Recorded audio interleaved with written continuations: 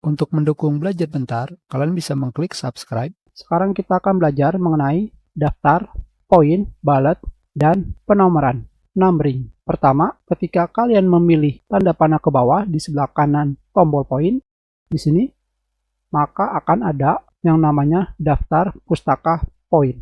Tetapi ketika kalian pertama membuat poin atau memilih poin seperti ini, dan kita lihat di sini sekarang akan ada daftar baru yang dinamakan poin yang baru digunakan. Tentunya hal ini juga sama ketika kalian pertama kali membuat penomoran. Maka akan muncul format nomor yang baru digunakan. Daftar ini digunakan untuk memberikan akses cepat ketika kalian ingin memilih penomoran atau poin yang baru saja kalian gunakan.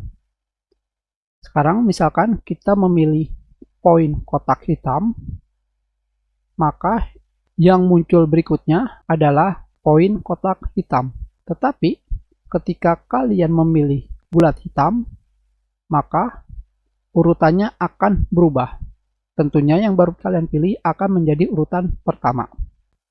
Begitu pula dengan penomoran. Seperti ini.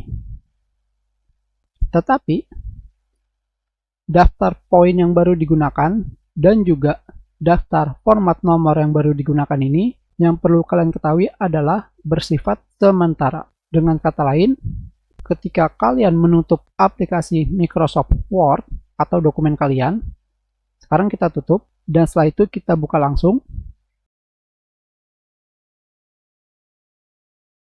Dan sekarang kita lihat di sini, maka daftar poin yang baru digunakan dan daftar format penomoran yang baru digunakan akan hilang karena bersifat sementara.